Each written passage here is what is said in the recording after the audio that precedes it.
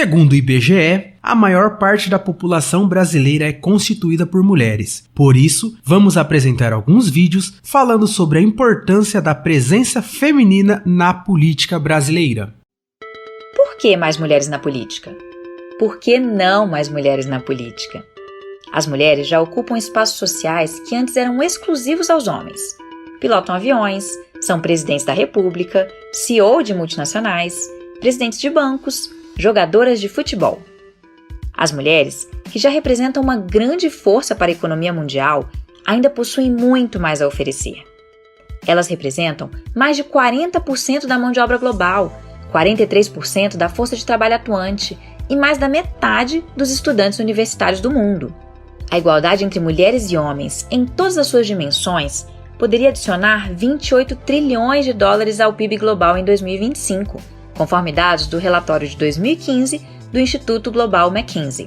No Brasil, isso poderia significar um PIB 30% maior em 2025, com até 850 bilhões de dólares a mais em circulação, segundo o mesmo relatório. Quer saber o porquê?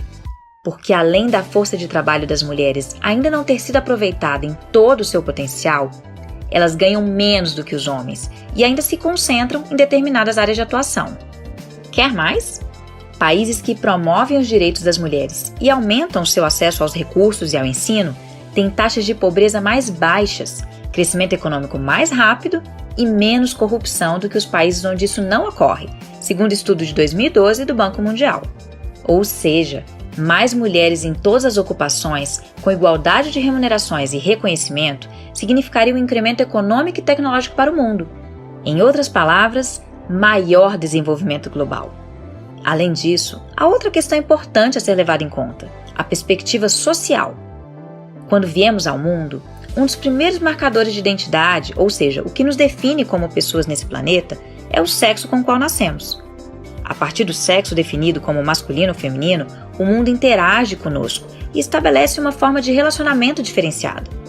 Assim, estar no mundo é vivenciá-lo com base nesses marcadores de identidade, nas diferenças entre os sexos feminino e masculino.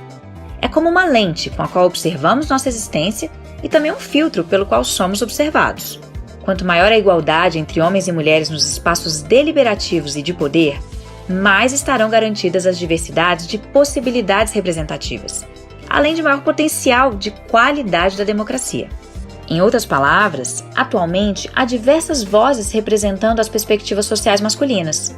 Assim, temos homens representando a força de trabalho, a saúde, a etnia, o empresariado, o esporte, as religiões, ideologias políticas, entre tantos outros grupos, inclusive combinações complexas entre eles. Mas o número reduzido de mulheres nos espaços de discussão impede que as diversas vozes femininas sejam escutadas para a tomada de decisão. Por todas essas razões, por que mais mulheres na política? Precisamos de mulheres ocupando todos os espaços.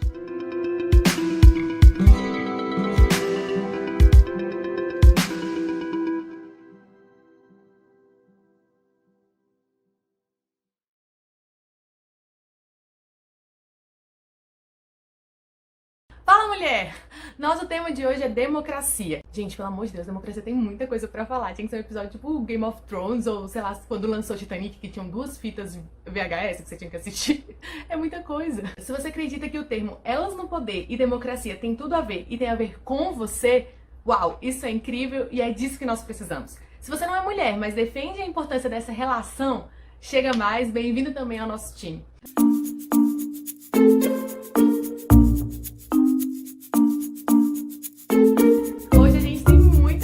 Falar, não fujam, não desista da gente, não desista da democracia. Esse é um tema tão gigantesco que envolve tantos subtemas interessantíssimos pra gente discutir que eu acho que não vai dar pra fazer em um vídeo só. Quem sabe depois a gente pode até dividir esse vídeo, chamar alguém pra debater mais sobre o assunto.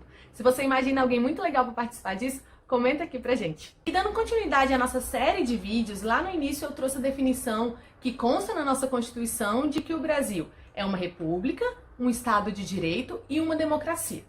Infelizmente, acho que esse último termo tem sido usado de forma bem equivocada e apenas em momentos que são convenientes, né, para interesses próprios. Por isso, vamos entender melhor o que significa ser uma democracia. A origem da palavra democracia ela pode ser dividida em duas partezinhas: demo, povo, e cracia, governo. Algo como o governo do povo. Hoje conseguimos entender como um regime político no qual o cidadão é o ator central. Por ser um Estado democrático, todo o poder vem do povo, é exercido pelo povo, eu vou explicar melhor um pouquinho isso depois, e em nome do povo, ou seja, em seu benefício. Pelo menos deveria, né? Você acha que isso tem acontecido no Brasil ao longo dos últimos anos? Independente de governo. Todas as decisões tomadas, as leis que são feitas, elas precisam ter a aprovação e a participação do próprio povo. Porém, como fazer para que todo mundo participe do governo? Como ouvir cada cidadão a cada decisão que é tomada? É possível que todos exerçam o poder e realmente governem? Se a gente mal consegue reunir todas as amigas, escolher uma data para poder participar, se encontrar, nossa, quanto mais ouvir mais de 200 milhões de pessoas a cada vez que se for editar uma lei, ou sempre que um governante precisar tomar uma decisão importante, em relação a impostos, em relação a reformas, por mais que seja importante ouvir todo mundo, como fazer isso? Ainda bem que a nossa Constituição, no artigo 14, prevê 3 maneiras distintas da gente exercer a democracia de forma direta. São elas: plebiscito, referendo e iniciativa popular. Você sabe a diferença entre os dois primeiros? Plebiscito: o povo é convocado antes da criação de uma norma para decidir se vai aprovar ela ou não. E o referendo: o povo é convocado depois que houve a edição dessa norma para dizer se ratifica, se aprova ou não. Quanto à iniciativa popular, a gente está tratando da permissão do povo apresentar projetos de lei. No entanto, a Constituição traz algumas regrinhas, como, por exemplo, o apoiamento de mais de 1,5 milhão de assinaturas, hoje distribuída entre diversos estados e cidades, o que dificulta e muito esse trabalho. Inclusive, tem projeto de lei propondo que as assinaturas sejam feitas de forma virtual, de forma digital, para facilitar, porque isso gera muitos recursos, gasto, pessoas, enfim. E é por isso que, normalmente, alguém que tem essa iniciativa, a sociedade civil organizada, quando pensa em algo nesse sentido, busca alguém para apresentar essa proposta, busca um representante. E esse representante normalmente é um parlamentar que vai atuar em nome desse grupo. Essa é a forma mais comum de exercer a democracia hoje em dia e foi por isso que se criou o mecanismo de representação política, que trata da escolha de representantes do povo que irão realizar o exercício do poder em nome dele. A gente elege representantes para o poder executivo e legislativo nas 3 esferas do governo. Então esses, todos que detêm um cargo eletivo, tendo sido escolhidos por nós, são nossos representantes e é pelo poder que a gente concede a eles que eles exercem o poder. Por isso dizemos que temos uma democracia representativa.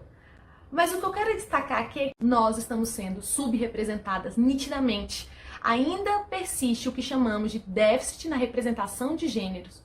E esse não é um cenário exclusivamente do Brasil, é uma situação do mundo. E isso é uma afronta à representação democrática. É uma desonra ao princípio de igualdade. Estudos indicam que se a gente continuar nesse mesmo ritmo, a gente só vai alcançar a paridade de gênero no parlamento daqui 60 anos. Daqui 60 anos. Só em 2080. Mais do que sermos representadas, nós precisamos ser participantes do poder. Essa democracia. E esse é até um estudo, né, da democracia, a democracia participativa. Mais do que apenas escolher alguém para nos representar lá no parlamento, nós precisamos também participar, ser atuantes dentro e fora do Congresso Nacional, das Assembleias Legislativas, das câmaras municipais. E como que a gente faz isso? Ajudando mulheres a se candidatar, votando nelas, apoiando e participando dos seus mandatos, desde a base, nos municípios, com as vereadoras, com as prefeitas, até as futuras presidentes desse país. A gente vai ter que dividir esse vídeo.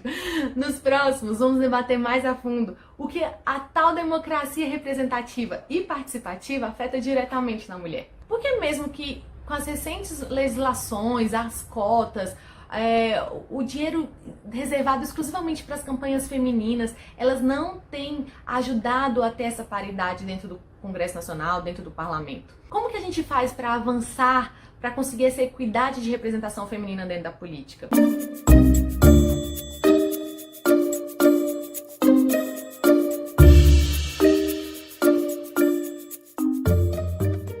Mulher, que bom que você chegou até aqui. Sim, você não tá no lugar errado, você tá no lugar certo. Se você clicou nesse link é porque você sabe da importância de termos mais mulheres nos espaços de poder, Se você não é mulher, mas apoia essa causa e entende que precisamos aumentar a representatividade feminina em todos os setores da nossa sociedade, seja muito bem-vindo.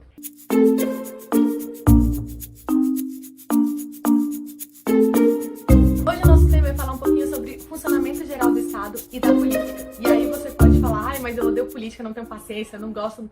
Não, amiga, pera. Volta comigo porque eu preciso de você. Precisamos mudar esse ranço que a sociedade brasileira tem da política, de sempre associar com coisa ruim, corrupção, mala preta, enfim, mais do mesmo.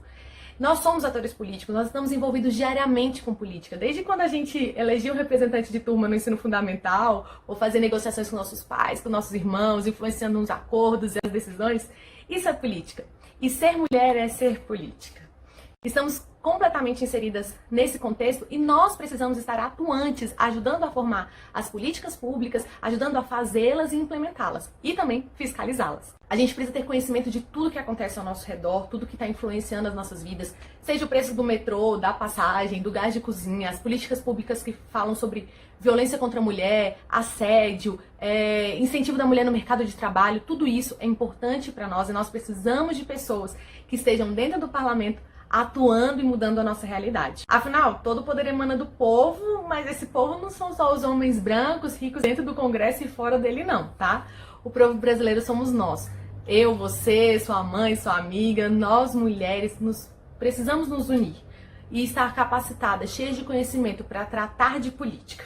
Nós somos 52% da população e hoje apenas 16% da representação dentro do parlamento, dentro do Congresso Nacional. Então vamos lá. O artigo 1º da nossa Constituição estabelece que o Brasil é uma república federativa formada pela união indissolúvel dos estados, DF e municípios. Essa república federativa constitui em um estado democrático de direito.